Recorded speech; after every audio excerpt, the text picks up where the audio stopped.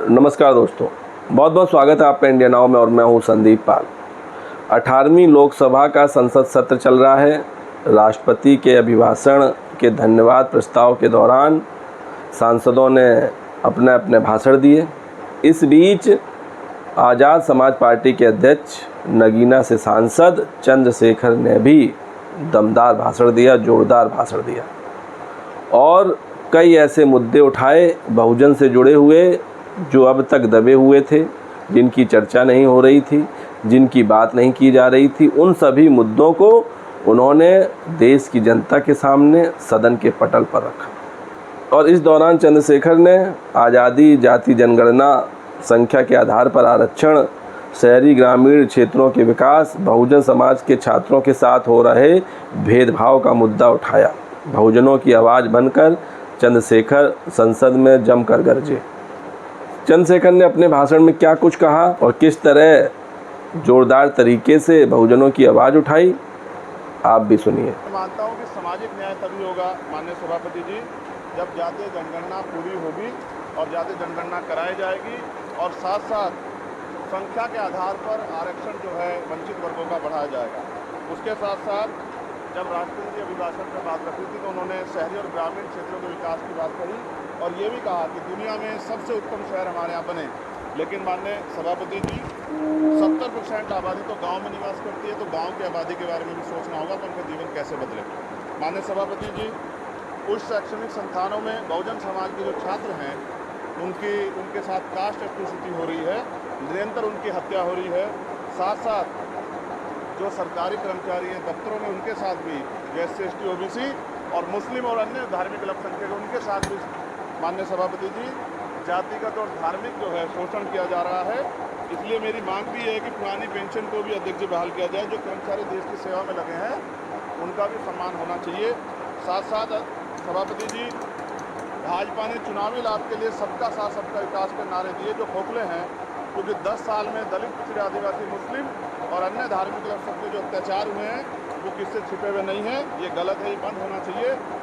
सभापति महोदय जी, महामहिम राष्ट्रपति जी के अभिभाषण में निजी क्षेत्रों में SC ST OBC को रिजर्वेशन देने का कोई उल्लेख नहीं हुआ है, जो कि आज चर्चा का विषय, क्योंकि 98% प्राइवेट सेक्टर है, 2% सरकारी सेक्टर है, तो 98% प्राइवेट सेक्टर में भी हमारी हिस्सेदारी की बात होनी चाहिए।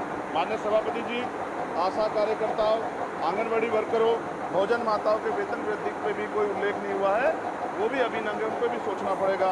माननीय सभापति जी, जिस क्षेत्र से मैं चुन के आऊँ नगीना से, वो बहुत पिछड़ा क्षेत्र है। उस क्षेत्र में कोई विशेष आर्थिक पैकेज नहीं दिया गया, रोजगार की सेवाएं नहीं हैं, नौजवान पलायन करता है।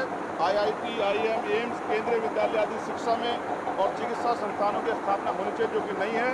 और माननीय सभापति जी, मानसून सत्र आ गया है, मेरा क्षेत्र बाढ़ से बहुत प्रभावित है, इसलिए मैं आपसे आग्रह करूंगा कि वहाँ के लोगों को बाढ़ से निजात दिलाई जाए।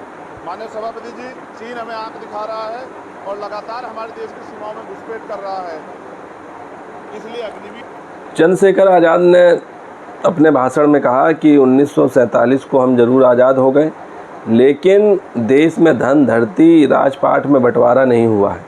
जो साधन संसाधन थे उनमें बंटवारा सही रूप से नहीं हुआ है। इसी कारण एक बहुत बड़ी आबादी सुविधाओं से वंचित रह गई है, समाज से वंचित रह गई। उनका सीधा सीधा इशारा दलितों के लिए था। इसके अलावा चंद्रशेखर ने जाति जनगणना की मांग उठाई। इसकी मांग पूरा विपक्ष कर रहा है। उन्होंने कहा कि आज़ादी के 70 साल बाद हम कहाँ खड़े हैं, ये चिंता का विषय है। सामाजिक न्याय तभी होगा जब जाति जनगणना पूरी होगी।